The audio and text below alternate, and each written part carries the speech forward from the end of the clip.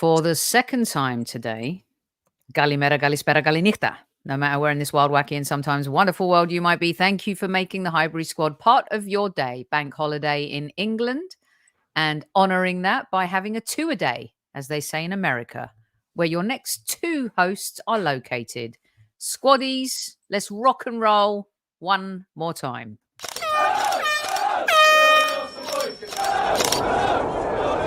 Mind the gap between the train and the platform. Please stand clear of the discussion doors. The next stop is Highbury Squad.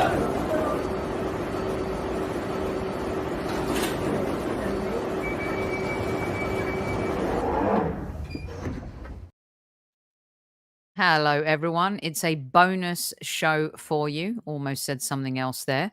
Welcome back this fine Monday. I hope you are all well and enjoyed the show with Tom Canton earlier. You can check that out. But for now, welcome back to Squad Central. You're very low, Magic Mike. Welcome. Welcome to Squad Central. Thank you for having me. How's Always it a going? pleasure. I got a new background. This is a one-time only deal. In my backyard in Virginia, I figured, the house is being sold, so I might as well, podcast from it. Would you podcast from every room in the house? Yes. Isn't that what people do when their kids leave for school and they're out of the house? You just podcast freely and open everywhere. They may do other things in every room of the house. Of course, you got podcasting on the brain. Welcome to you. And you know what? I have been to said house in Virginia, and it is lovely. And I can't imagine it's easy to say goodbye after all of the memories. I remember when my mum and dad sold the house in London. And by the way, you guys, it's going to be that kind of show, little chit chat. Don't forget to remind me to talk to you about my doctor. And I grew up in that house. My parents bought that house in 1955 and then moved out and moved to Cyprus. And then when I went to London for Kev's service, I went to the house with Tony. Actually, it was on the trip before. And the people that bought the house for my mum and dad were just lovely. And I tell you something. That makes such a difference. Oh, I listen to this, right? So I loved that house so much. It was such a happy house, and it had my mum all over it.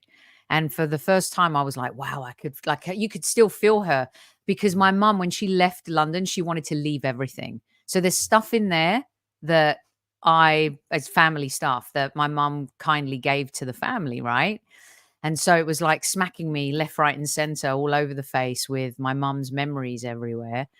And then there was this young girl sitting on the couch, and she said to her dad, did that lady used to live here? And he said, yes, Sophie. And I'm like, whoa, one second. And she, not only is her name Sophie, she has my old bedroom, and she was wearing the school uniform of the school I went to. That's crazy. And by the way, we told our estate agent the other day, we're like, we're only selling the house if the people have a son named Magic.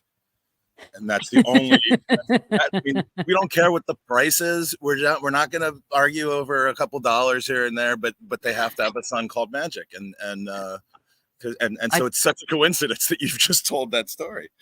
Tony honed in on the young girl, and she goes, I felt like this energy and stuff, and it was just unbelievable. Was she wearing a cool hat and like, super fancy? And she was adorable, and it was just so nice to know that there's this wonderful young girl in my old bedroom. The family's wonderful.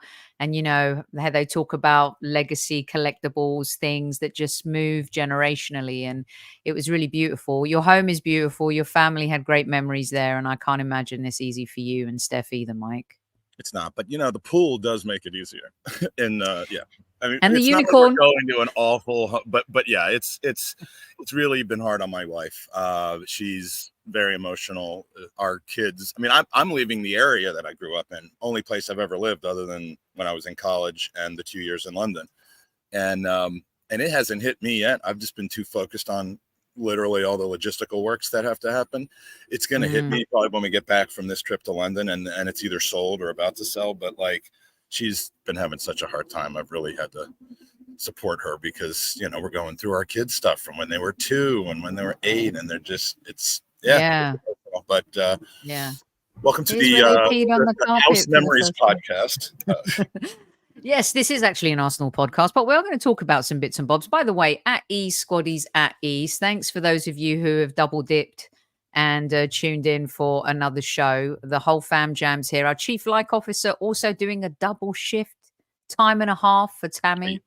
Runs with Cows is like, hang on a minute, I haven't finished catching up with the last podcast. Trev is here. Far inferior guest on the last podcast, though. So I mean, you don't really need to watch it. Just this one will be fine. Carol's here. Dean, I will take Darwin Núñez, and I'll tell you why. Ian's here, and I believe an artist that goes by the name of Ruth Beck. 2 artists, in fact. Demian is in here as well. Different kind of artist, I saw. Oh, I didn't see Demian's name, but you know, He can be very sneaky. After this magic joke, Mike has peaked. Good night. Well done. Drop the mic. Right. Let's get to it, shall we? By the way, I want to share something else with you guys. It's a sharing mood. It's late night in England. It's been a bank holiday. We'll get to all the Arsenal football talk and your aspirations and your dreams and winning trophies and building legacies and your predictions. We're going to get magic. We're going to get mine because I haven't really shared mine with you. Got Potsy and Albert to share theirs, but didn't share mine yet. Right. So this is a massive shout out to my doctor. All right. He is the most epic human being, Dr. Katz. He is the coolest doctor on the planet. My doctor is cooler than your doctor. There's no doubt about that. You didn't even need to say his name. I would have figured it out anyway. What are the chances it wasn't going to be Dr. Katz or Dr. Shapiro? What was he is. You know, when you go to see your doctor, sometimes doctors just kind of want you in and out, right? But I'll tell you why my doctor's cooler than yours, kids. And I'm going to clip this for him. He's an Arsenal fan. And his dad was a Tottenham fan. But when he grew up, you know, he's like, I'm not having that, rightly so, just making the right decision there. And so when I pop in, we always talk a little bit of Arsenal. And, you know, then this is the crazy thing is he watches the show, loves the show, always watches the show. And I'm like, wow, my doctor watches the show. We talk about Arsenal. And then I've got to get a checkup. Yeah, you know what I'm saying?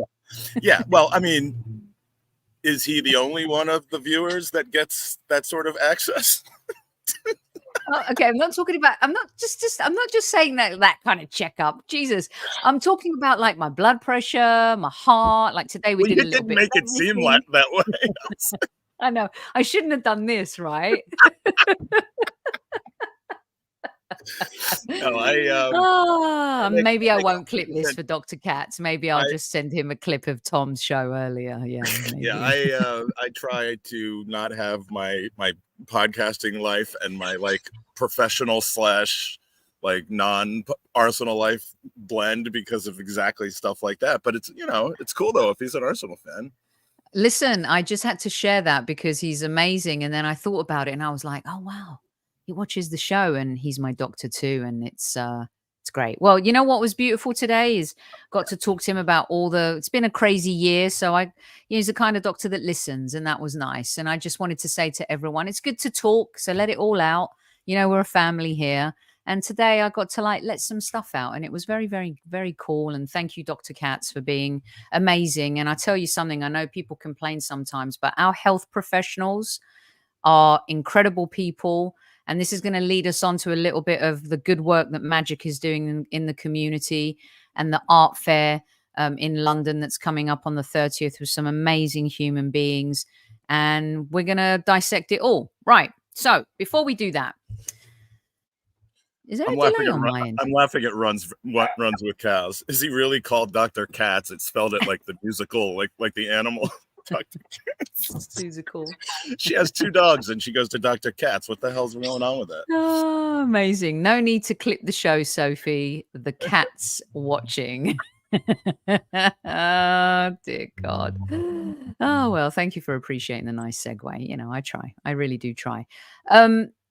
Magic, where do we start? Let's start with the season. Kicked in, 2 wins. All right, 2 out of 2, by the way. And a great I thought, a very professional and mature performance against Aston Villa. I got Tom's take on it in a nutshell. Your nutshell might be longer than Tom's. We've discovered this over the years. No. Jeez, no. I meant in time. You're the one saying the stuff. And yeah, Tom and I have already, addressed that uncomfortable fact between the 2 of us. So we're good. Oh, man. Just really came out the wrong. Okay, I'm going to stop talking. What did you think about the Villa game? I rewatched it this afternoon because, as we'll get to, we were, right in the midst of 400 people in a pub in Washington, D.C., running a charity event, which, it kind of took a pause during the actual game, but it was, all during halftime. So, you don't really get to watch the same level of focus as you would watching at home. So I rewatched it this afternoon, and in the moment I felt as though it was a 50-50 performance against a team that was playing at home and is every bit the quality of a team that's in and around the top 4. They haven't gotten any worse since last year. I don't think last year was a mistake or I mean, they are better than United, they're better than Chelsea, they're run better, they're coached better, they belong higher than they are, and that's where they are. And I think they gave us some problems yesterday. We got very, very lucky a couple times during the game, especially in the first half with Ollie Watkins just blowing what a gilt-edged chance, that one that he never misses, just like Odegaard later in the game, one that he would never miss. And ultimately, it was kind of like the beginning of last season where we weren't playing at our absolute best, but we were trudging along and getting 3 points where we needed it. But the goal, it was probably the highlight of much of my recent Arsenal watching career because of something that was said and who it was said to and the timing of it all. So can I tell you about the Trossard experience? Because I'm still crowing about this. Sure. Yeah. Right. Go for it. So gives me time to do something. I'm not being rude, you guys, by the way. I'm just trying to upload something for all of you. Go on, Mike. You told me you needed me to do that, so that's what I'm trying to do. So Saturday was the second weekend in a row that the Arsenal women's team was here in Washington, D.C. Steph and I just we're out in the suburbs. But we stayed in town both Saturday and Sunday night. And at least for this Saturday's game, the whole traveling squad, David Price, the photographer, a bunch of the behind the scenes folks that kind of coordinate these trips for Arsenal's travel squad. They were all there watching the game, and they were hanging out at our table. And I just walked up to them in the 5th minute, 10th minute maybe. I walk up to them and I said, I made the proclamation. I said, Trossard is going to win this game for Arsenal. Just, you don't even need to stay here. I said, Trossard's going to win the game. One of them was like, well, he's got to get in the game first. Like, as if I was just unaware or something like, I don't think she meant it in a negative way, but I'm like, no, he'll get in the game around 60, 65 minutes and he's going to win the game for us. And so, goes by into the second half. We're still 0-0, thank goodness, because it needed to be that.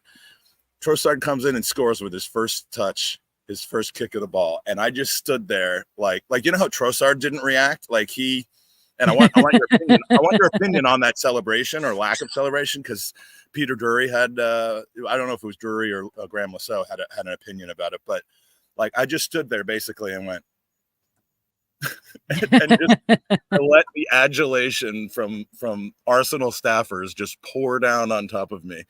No, they actually didn't care, but but it was pretty cool. It was one time out of 30, you're going to end up being right about something like that, and you don't let people forget about it. But are you trying to steal my Sostradamus thunder? Because it doesn't go to say Mike Stradamus. Mike Stradamus. Yeah, quite possible. Magadamus. Majordamus, maybe. I Domster liked Magic. his listen, I liked his celebration, although I was having a discussion with someone who's associated with the club, and they were talking about how Mikel Arteta reviews everything from how you behave on the bench to how you act when you're substituted to everything. I think Mikel would have actually liked that celebration because it's not like What he what was what was throwing a what was the subtext to it, in your opinion? I mean, I think it's pretty agreeable. What he, I deserve to start. I should be yes, starting. yeah, Yeah. definitely Nothing that. more, nothing less. It's Like very this different to shouldn't the surprise anybody. This is what I do. That was kind of the correct. underlying, yeah. Correct. It's very different to Trent Alexander-Arnold's behavior on the bench when his manager came to speak to him, and it seemed a little bit like petulant. I was listening to Harry earlier. I was telling everyone, and Harry said it's kind of like your dad telling you to get to bed before 11, and you're not having it. That's what that felt like. But Trossard felt like I believe that's what Arteta wants to see from his players in game when they do something positive and effective. And Saliba was saying, I was laughing with Tom earlier because Saliba was like 3 times he had to ask him to do the goggle celebration. I loved it. It was brilliant. So yeah, I loved it. I thought it was great. Saliba is I one of really do.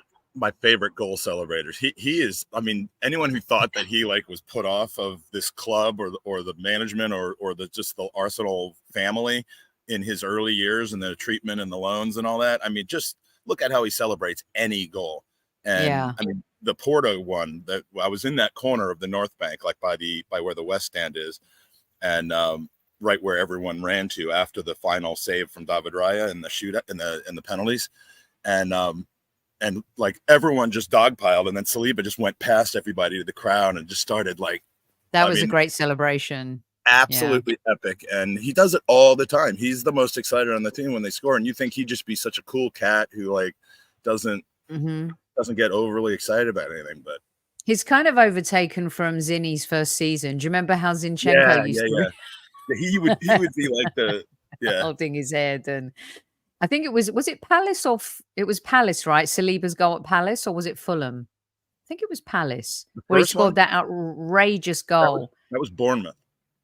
Was it The one Bournemouth? that was the day of the of the Saliba chant starting, and then he Oh, scored that goal. And I think that was the one, I think, where Zinchenko was like in the back, like what did I just see? I love that. He did that often. And so yeah.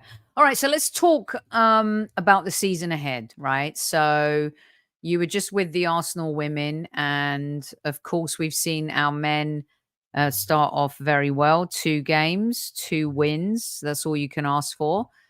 The 114 points, Curtis Shaw, are in full effect. It's on. It is We're on. on. It's on like Donkey Kong right now. Winning trophies, building legacies. You know what's really funny is I feel that some of these players are building a legacy over the last 2 seasons without having to win anything.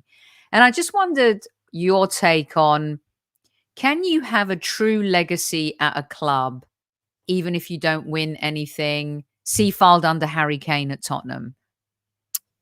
Well, the quick answer to that is, when 2 mornings from now, when I arrive in London, I am beginning the statue of Ben White. So whether we win anything this season or not, he's already got a legacy in my heart. I love him.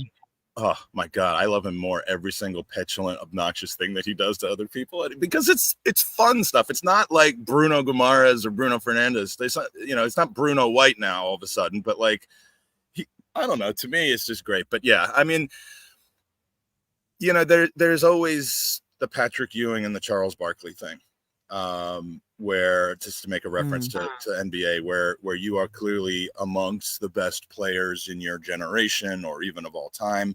But the one thing that you haven't gotten is almost happened to Alois Ovechkin in hockey, which was a hometown example of that. But he got over the hump, was to not have the glory and the title and bring that to your team. And I think at some point when everybody you start with cycles through the squad and you end up in a whole second generation where new people and new blood come in, and with none of that do you have some success, it starts to become almost a burden filed under Harry Kane, where it isn't just about the team not being good enough during your reign there, and you not going to brighter pastures. It's about maybe you, and him moving to Bayern and not winning any trophies in the first year doesn't.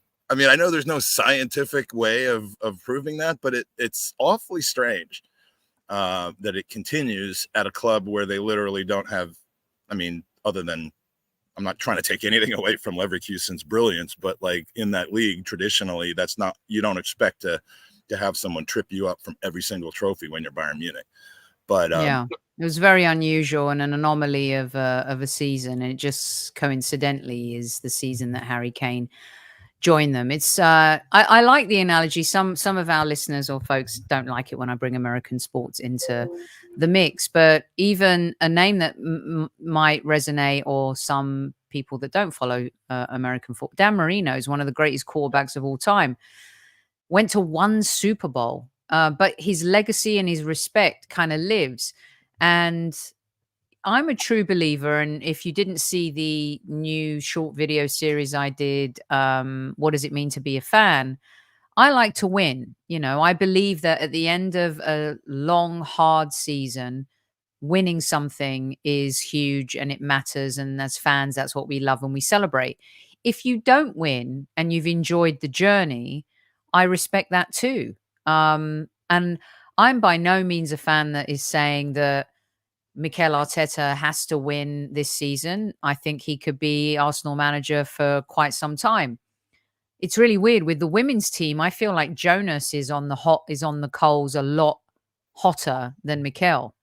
You know, it's okay winning the Conti Cup, but Arsenal women should be winning the league.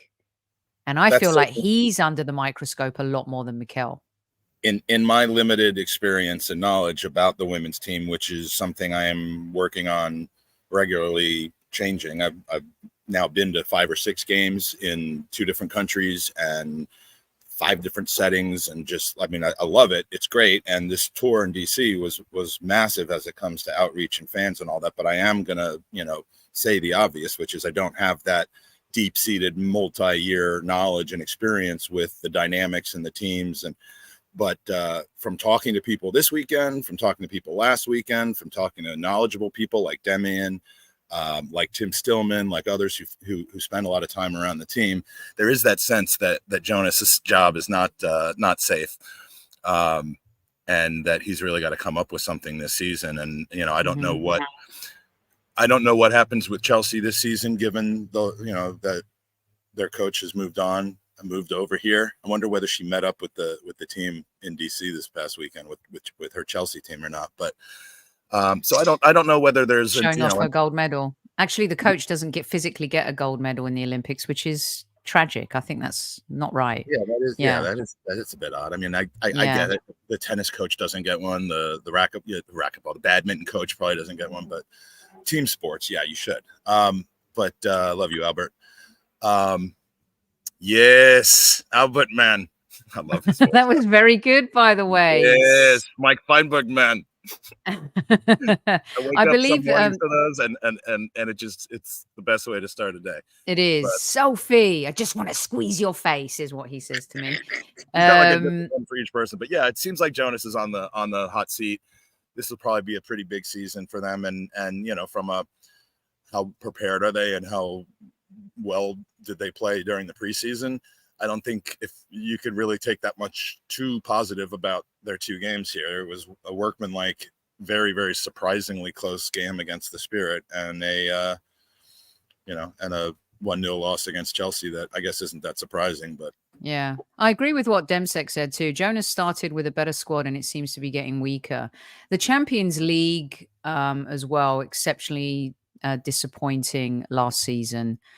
So yeah, and we had some horrible injuries as well, ACL injuries and players coming back from that, maybe not being the same right away. It's going to be really interesting losing such a nucleus like Miedemar.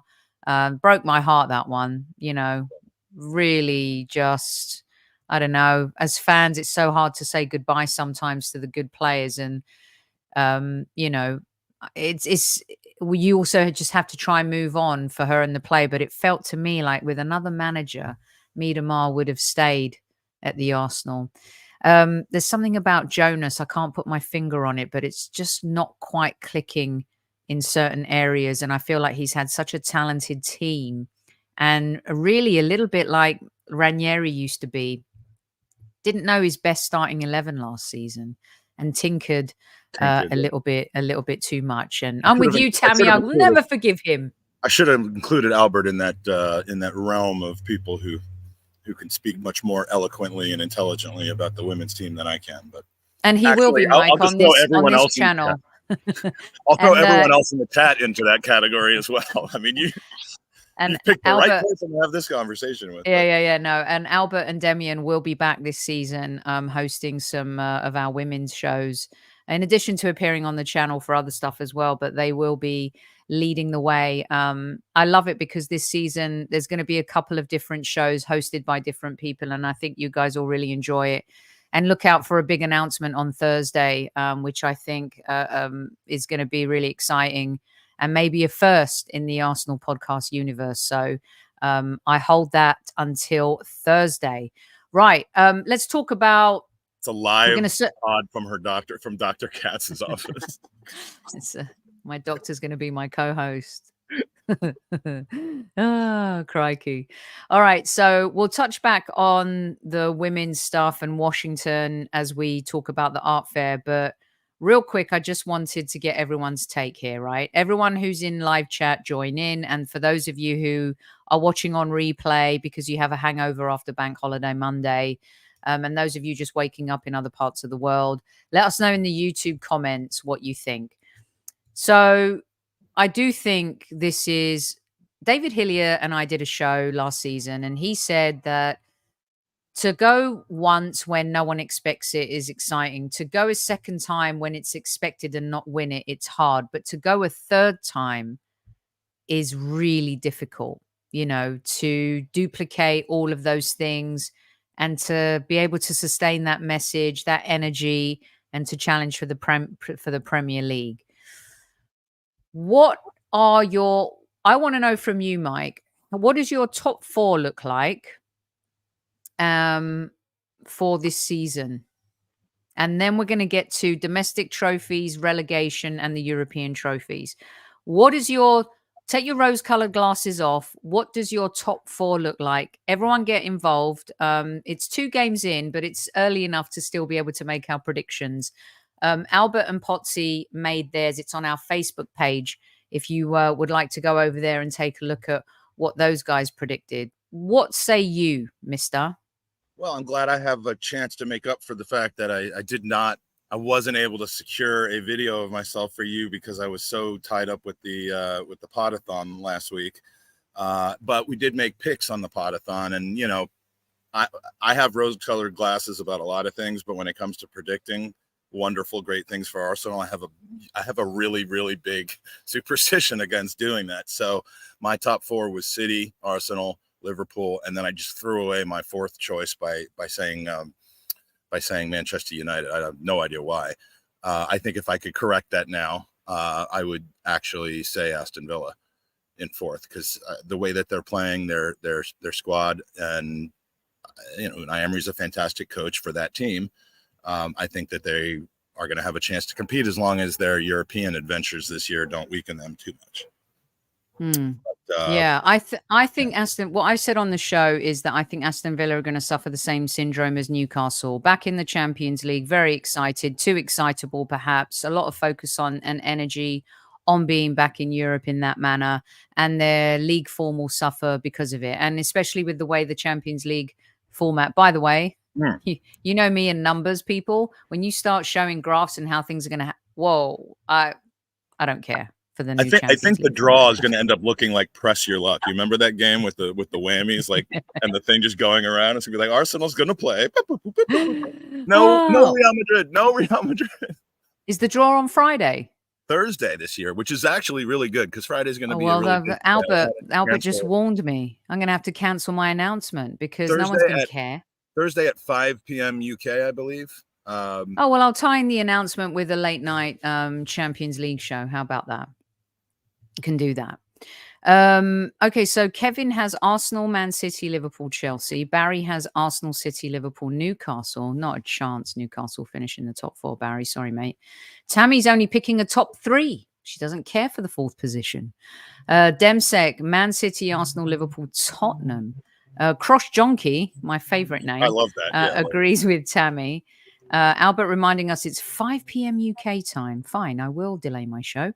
The CL draw is so complex, they need supercomputers. I usually go to Mike and defer to Mike when it comes to numbers and graphs and graphics and additions and subtractions. My chat group folks on WhatsApp always make fun of me because every time, like, the final, like the round of 16 of the Europa League when we were in, or the Champions League is like almost coming to an end, I start posting lists. Like, here are the 26 teams we could play. Like when we were in the Europa League round of 32, I'm like, here's the 26 teams still possible. And every time a team got eliminated, I would just shrink that until it ended up with the one team that we got drawn against. Yeah. Yeah, well, you know, Mike, I'm going to go for it this season. I'm going to pick Arsenal to finish first. I'm going to pick City to finish second. I'm going to pick Liverpool to finish third. And, you know, for me, it's a toss-up between Manchester United. I don't know why. I just feel like, I know they lost to Brighton. I do feel they're going to be a little bit better this season. I can't trust Newcastle. Everyone Can't trust always Aston says Villa. that about them, but then yet they just keep finding ways of. Well, listen, they won a trophy last season. They had more success than us. They weren't better than us, but they had more success than us, right? I'd rather be in our position than their position, but they still won. And not only did they win, they absolutely slapped Manchester City from a tactical perspective in that game. And that's something that you can build on. But I don't know. Amazing game against Coventry. But, you know. Yeah. Okay, fine. You can rag on United all you like, but when you've got I Tottenham I picked them. Hold on, let me finish. When you've got Tottenham who are inconsistent, Villa who are back in Europe, Newcastle who I think are better on paper than they are in practice. Eddie Howe's on the hot seat. Chelsea. You've got Chelsea who I feel like can concede 4 goals and score 8, which is unreal. It's like a Michael Thomas. It's up for grabs now for 4th. It's but if I had to pick right now, it would be between Man United and Chelsea. You know, I will say that while I'm not picking them first because I feel like contractually obligated to not, because if I do, then it won't happen. I do think that we have everything that it takes. I think we have reached Man City's footballing level. At least over the course of a season. I don't know that in any one-off they have, you know, against. Well, if we'd reached it, we would be champions. Well, I'm saying we've come to that level now, but it's about the small margins of performing those small margins when it counts, but better against than Fulham, West Ham, and Villa. That's exactly what I'm saying. But I think this season we'll have learned from that, just like we learned from the previous season that, you know, starting off the season the way we did and kind of running ourselves into the ground, having very little depth and injury, capabilities. We just ran out of steam at the end of 2 seasons ago. We did the exact opposite this season. So I think we're picking up more things. We're becoming closer to 100% throughout the entire season. And I think this could and should be the season that everything ends. Okay. And that's without saying anything about what might happen with City and lawsuits and stuff. And I hear what you're saying, Barry. Newcastle have no European football this season, and Tonali is back. He hasn't played in a long, unless he's been playing behind closed doors and practicing with his family after a bowl of pasta. I don't know, to burn it off and stay lean and fit. We're not sure. We'll have to wait and see. Great player. Let's see what happens. Okay, let's do the relegation quick fire. Who have you got going down? I hate to say it for obvious reasons, but I think Everton's going to go down this year, unless they change manager. I mean, that hasn't really worked for them too much in the past. I mean, I just think that they've kind of been fighting it off footballistically, dealing with these penalties and the overspending, and they're just languishing to a point where I think they go down. They certainly haven't started off the season very well. I would say Southampton's probably another good choice.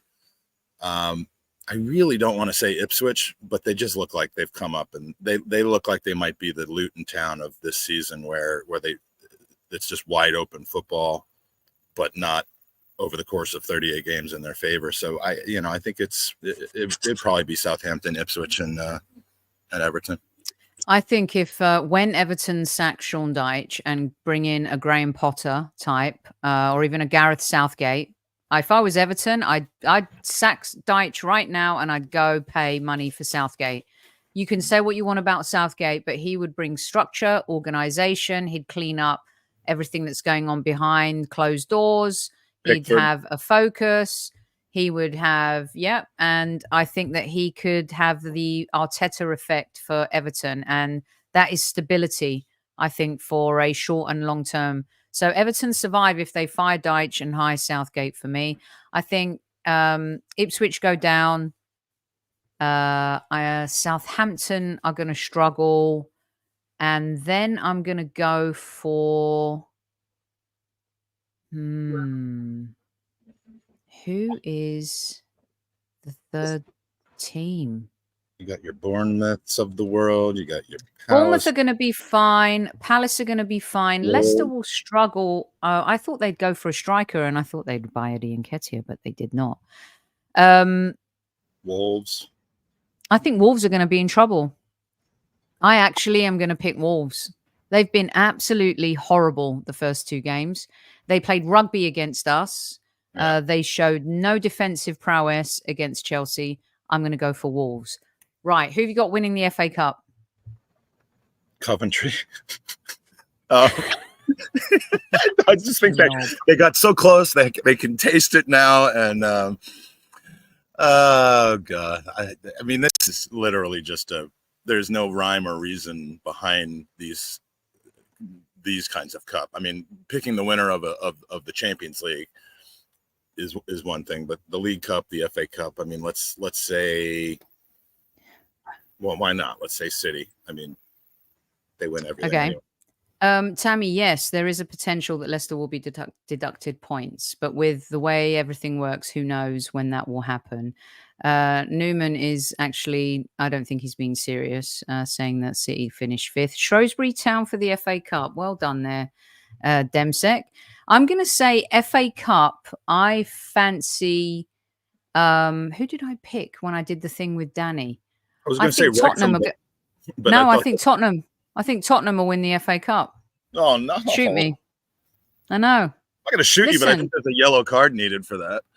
Sure, fine. In fact, if you want to give me a red, you can host the rest of the show. I'll take a yellow card. No, I'll take the yellow. League Cup, I think I'm going to go for us. Fancy I want to say the same thing. I want to say the same thing because it's almost like everyone's now thinking. I mean, I think there's a number of people who probably would rather see us win the League Cup than another FA Cup this year, if given the choice between the two. Just, I mean, am I crazy to say that or no? I'm not hosting the rest of the show. I know. Sorry, listen. You want me to be honest? I'm honest. You want me to I feel that maybe it's the only thing that, I don't know. I don't know if it's like the year ends in what year. I don't know. I'll take it back. Okay, I'll just say Man United repeat. Don't let us bully you out of that. No, when Sutton United beat them in the 3rd round of the FA Cup. Yeah, I'll have egg on my face. I'll have egg on my football face, and then that will be that. Okay, quick fire. I've angered everyone. It's fine. Magic. Who's going to win the Champions League? I mean, if I'm betting, I'm going to say Real Madrid. They're the best team in the history of football, I think, right now. So, and that's. I mean, they're better now than they were, I think, any of the years that they had Ronaldo on. Yeah.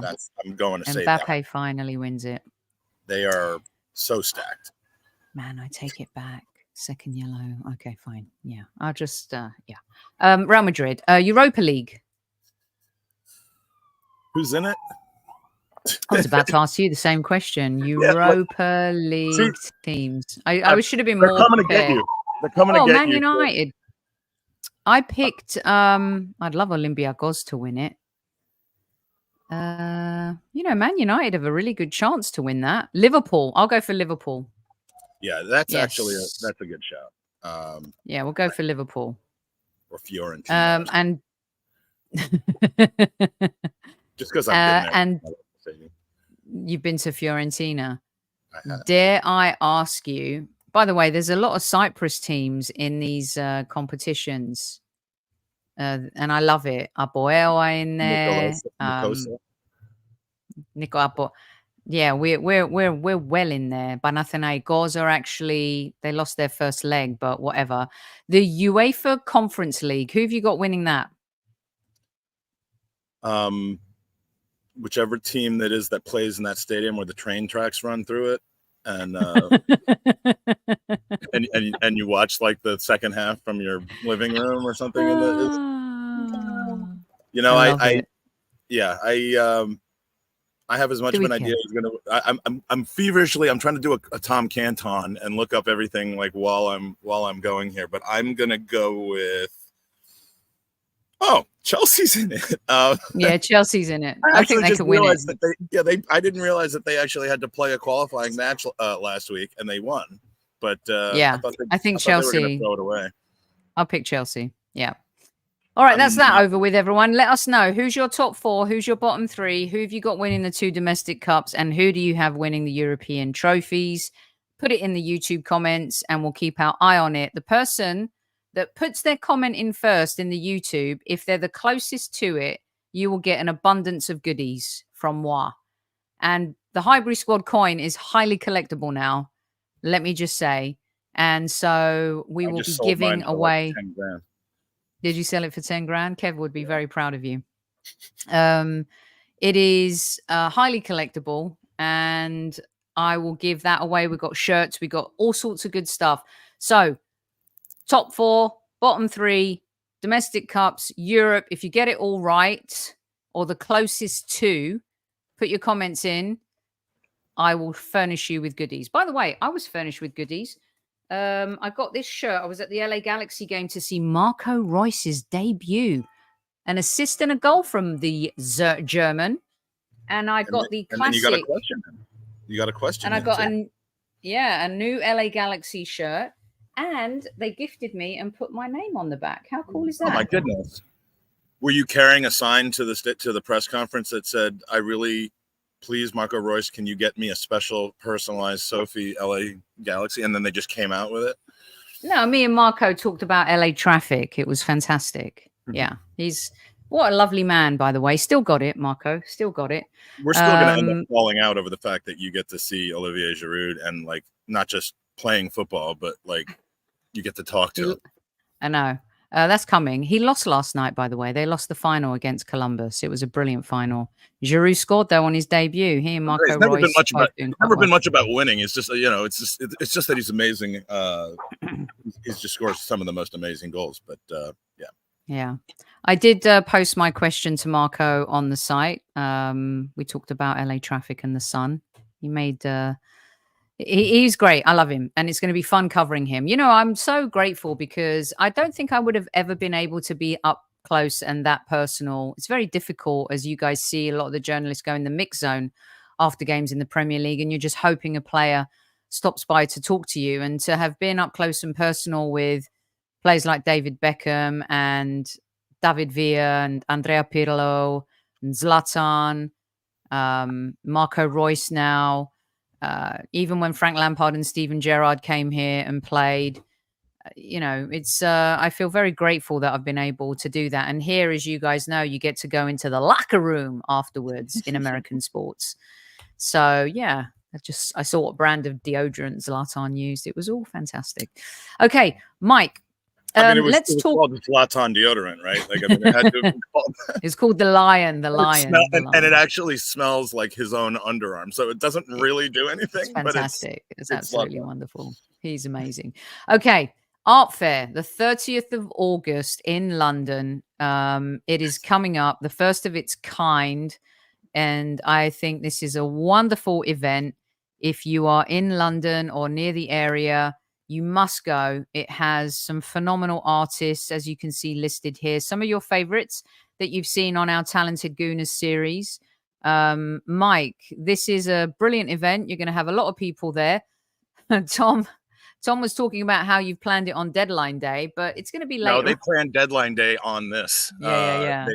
No, it's actually from, I believe the deadline is 11 p.m. on Friday evening UK time. So I think like the event is the final 4 hours of deadline day, which wasn't the way that we planned it, but it is preventing many of my very cool journalist mates from being able to come to this event, unfortunately. But it is when it is. It's the night before Brighton. I can't believe I'm saying this, but it's this Friday. And like you showed there, we have the absolute top of the top, although there's many, many others that could be in that category as well. We've got 5 amazing Arsenal artists. Ruth is going to be there. Del Llewellyn, whose stuff sells for, just and is recognized in the art community as just being amazing. He'll be there. Charlie Shanks, Carl Bork, North Banksy will be there in person. Don't know whether he's going to be wearing a disguise. I don't know. I think I haven't really asked him because I don't want to make a big deal about it. But he either will, or maybe I'll just walk around with his hand in front of his face. But they're all going to be there. Their artwork will be available to purchase. Their skills, and I can tell you this firsthand with Ruth, their skills in doing individualized commissioned pieces, like the one that we have hung up in Highbury, will be available to negotiate with them. And then we're going to have a raffle where we have 6 incredible prizes, 1 donated by each of the 5 artists, and then a first team signed kit from Arsenal Football Club. So this is one of the prizes. This is Ruth's prize bundle. This is a picture of a signed jersey from a couple years ago. It'll be this year's signed shirt though, with this year's squad. That's another raffle prize. And sorry, I'll go back to Ruth because this is special because she did one for my cousin of the Lamb and Flag, the famous pub in London, and he and my cousin didn't even know that Ruth and I were friends and gifted it to Tony, and it's just beautiful. It's fantastic. It is, and so this raffle prize, I don't want to misspeak, but this is it Beth or is that Stina kissing? That's Beth. I think that's Beth. Yeah, I think I see the number 9. My eyes are. I'm literally like bending over to look. Me too. I'm like, because I think there's also a photo she's done of Stina kissing the trophy, and that's why I was asking. But it's got kind of all of the. Oh no! See, I think that there's multiple different scenes from the women's team that are all kind of collaged on there, and it's a print that is going to be framed along with a goodie bag with a lot of her magnets and her bookmarks and like other cool stuff that she does. That's a raffle prize. Carl Bork is going to make, and he uses one of my favorite words, which is it is going to be a bespoke Arsenal 11. So basically, you'll win it, and he'll ask you for your favorite Arsenal 11 of all time and paint a version of this that includes your this I love Arsenal 11, which is fantastic. So that's Carl's. Whose idea was that? It's his. I left raffle prizes up to the artist, and they came up with it. And yeah, it was Stina actually before. But then the 9 that we saw was another image of Beth, I believe. Yeah. But yeah, so I mean, he does these and has done them, and he's going to make a specific bespoke one for the winner of the of the raffle. So that's another. I love that. I love that. This is Dell's contribution to the raffle, which is a signed Del Llewellyn hand drawn of Aaron Ramsdale, which Aaron Ramsdale and Dell both signed. I forget what event that was at. I have it written down somewhere, but was this at the PFA last year? May have been, maybe not. Doesn't sound familiar. I think it was something else, and I've forgotten, unfortunately. But where it was signed is less important than that it was signed, and that's a raffle prize that will go to a winner of the raffle. And let me say before I forget, you do not have to be at the event to participate in the raffle, and in fact, we want as many people to participate in the raffle from anywhere that you are, whether you're in Dublin, whether you're in Poland, like Richard, whether you're in Newmanland, wherever that is. It is an open raffle. I've sorted out a way of doing this. So basically, if you go to the website And we'll put the link up, but it's bit.ly/Arsenal Artists. If you go to that website, you can also get there from goonersvcancer.com it's a little easier, but you can buy raffle tickets, and like at the event there'll be £5 per ticket, but if you buy them ahead of time, they're $4.50 per ticket, or you can get 10 for £40. It doesn't matter if you're in America, you can pay using your credit card and they'll do the conversion. The fact that it's in pounds versus dollars versus euro versus anything else, it'll all get adjusted by your credit card company. But we really want to sell a lot of raffle tickets so that we can get people participating. And when you do that, you will get an email from us the morning of the event with your raffle ticket numbers. It'll be like a 6 or 7 digit number, and your raffle tickets will be entered into the drawing, and we'll have a printout of what everybody's tickets are. So when we do the drawing, I'm not just going to be announcing a number and hoping somebody's going to walk to the front like we did over the past couple weekends. I'm going to know whether there's someone that's there or somebody specifically that bought them online. And if you bought it online, we'll ship it to you, and it's going to be pretty amazing. So as always, all of the money goes to Gooners versus Cancer, and we support various cancer charities. We are supporting a cancer charity in the UK. We've done Philadelphia Children's Hospital. We're doing, of course, Leukemia Lymphoma Society, all sorts of different things with the funds now. And these are some pictures of the last 2 weeks events here in DC with members of the team and other fans who came from all over the place. But it's just been a really amazing summer for Gooners versus Cancer, and it ends with this event on Friday. We'll take a bit of a pause so that I can focus on other areas of my life for a little bit, because the last month has been pretty intense as it relates to fundraising, and it's resulted in us, we're already over the $18,000 mark just since July 1st in funds raised before this next event. And that's amazing. It really is. The support that you get as well from ex-players in the club, just fantastic. I've seen you at work and you do an amazing job. The community is so supportive. To have these artists who I love and adore so much, for them to kind of get some time with fans as well. Their talent is really quite unbelievable. I want this to be about them. Yeah, I want to get them out there, and if there's anything I could do to help them, because I mean they have given so much to this event already. They've been so kind. They all embraced the idea right away and said, how can we help? We've got this fantastic WhatsApp chat group going on right now where it's both laughs, great ideas, working on things together to make this all better. And the one thing that I would really like to see, that would make me feel fantastically about this event and turn it into something that we can really do every year, is a lot of raffle tickets sold, because the things that are being given away, I mean, the sheer value of those 6 prizes collectively, we need to raise a lot of money to warrant those I mean, we're giving them away, but to warrant the value of that art, and not turn it into something where someone buys 4 people. We have a couple hundred sold already, but we'd like to get well above that. So please do take the opportunity to visit goonersvcancer.com. There's a link to click to get onto the actual ticket purchasing website, and you can participate that way. And hopefully I'll be calling your name out, and you can see it if you're not watching Sky Sports, if you're not plastered to Sky and listening to James Green or reading Tom Canton on Friday night because of the transfer deadline.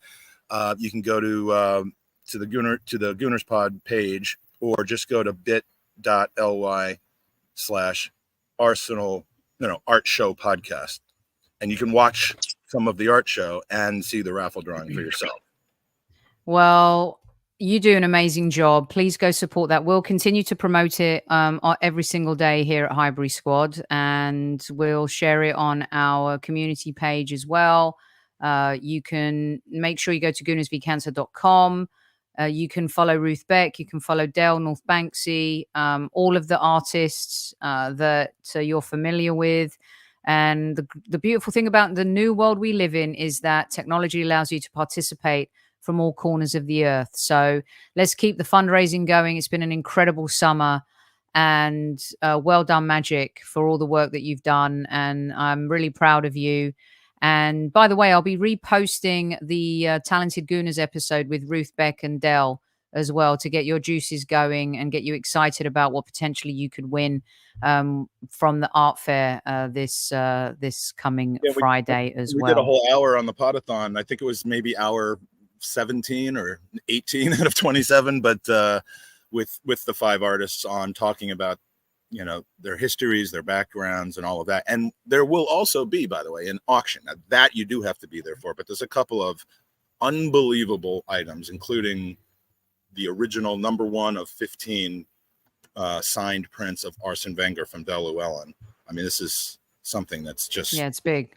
It's huge. And there'll be an auction for that at the event, which you'll be able to watch, but wouldn't be able to participate in remotely. But the raffle, let's get those raffle tickets going. And you know, we couldn't be doing this without the ability to have tables and chairs and all sorts of various things delivered to your home, Sophie, from Walmart and Costco. So, you know, everybody plays their part. Takes a village. That's very good.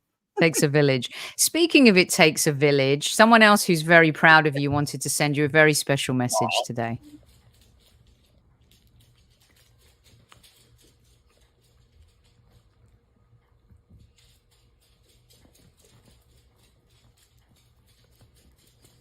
A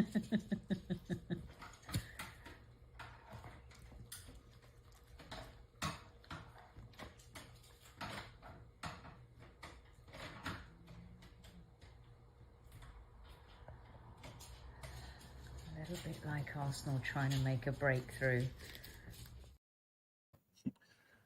She's so excited about her chew. We were talking about Uncle Mike, and she's like, "Where is he?" She was running to the back. By the way, it's International Dog Day today, which is why I've shown the video. Vinny and Vespa eating their chews. And she ran to the backyard, and she was trying to get out the dog doll with her chew and couldn't. And I thought it was hilarious. And so she wanted me to send it to you and tell you well done, because she thinks that you do amazing work. And that's Vespa's telepathetic stuff going on in her International Dog Day head. I will never take for granted the fact that I am probably the only squatty, one of the only squatties that has gotten to hold Vespa, to hug Vespa, to nurture Vespa, to almost spend the night with Vespa. And yeah, oh, she's the best. Vinny's no slouch, but he didn't seem to care about me. Vespa did. So it's kind of a, you know, you show me some respect, I'll show you some respect type of situation. But yeah, I miss her. He's got a problem with dudes. He likes the chicks. James, funny, that poise whilst running, absolutely majestic, dare I say, Saliba-esque. Totally agree. Fergus from Guns and Yellow Ribbons is going to try and be there. And I know a lot of people are as well. Where is auction being held? It's at Drayton Park, right? At the Drayton Park pub, newly reopened. It's been closed for quite some time. Used to be the away pub during Arsenal game days, but now it's a refurbished, larger, much. I mean, I've seen videos of it from North Banksy that he's taken for us, but I've not been there since it reopened a couple weeks ago. But I'm really looking forward to it. There's, you know, probably capacity for about 250. We've got about 75 tickets sold so far, plus the artists, the organizer's lovely wife.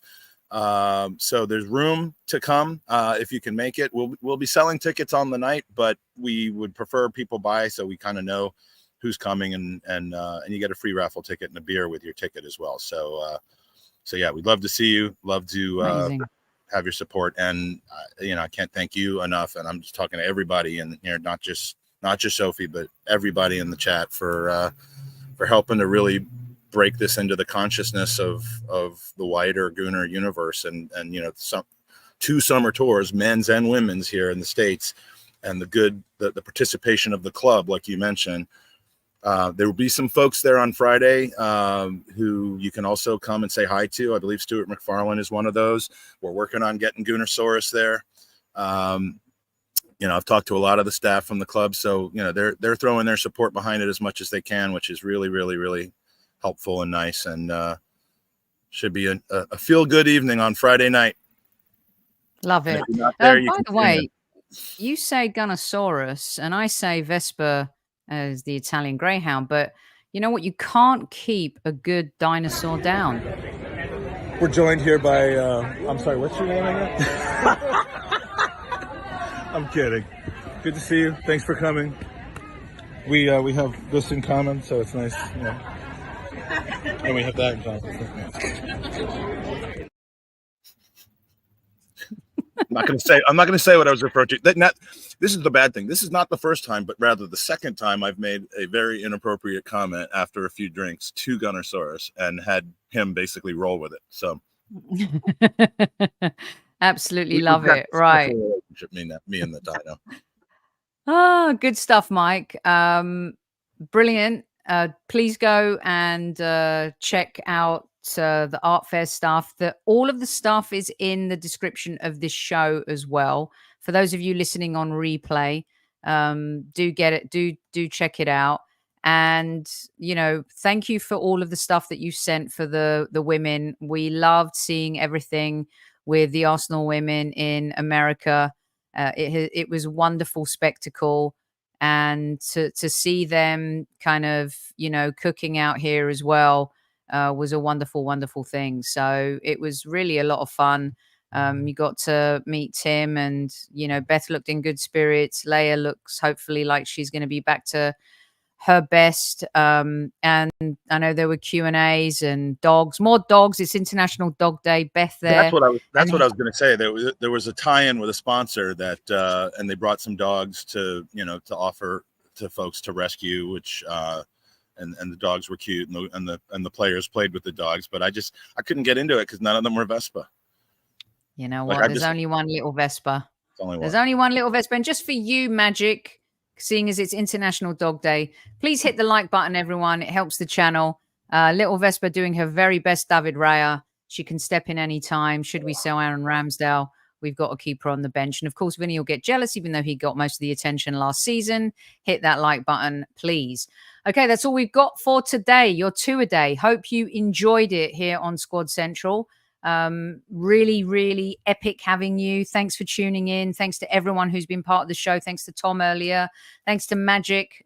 He's moving house, organizing an art fair, doing his full-time job and making it all happen. Sweating like swine over there. Me too. It's hot out here. I've got to open the front door. That's about all we have for you today.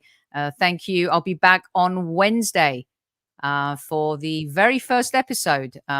Myself and Kyle Campbell back together, and that will be lovely. We can't wait to bring you a show that's going to be full of good banter and a lot of heart as well. So please tune in, look out on the community page for all of the details, and we'll see you back live on Wednesday. Until then, enjoy all of the content on the channel, and squaddies at ease. And don't forget to tell your loved ones you love them. And you know what? I love you.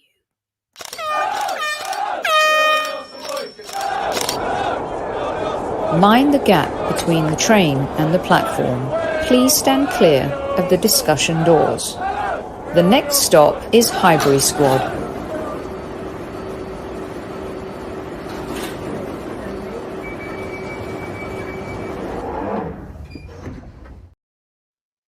Yeah, Sophie does the best podcast in the world. It's unbelievable.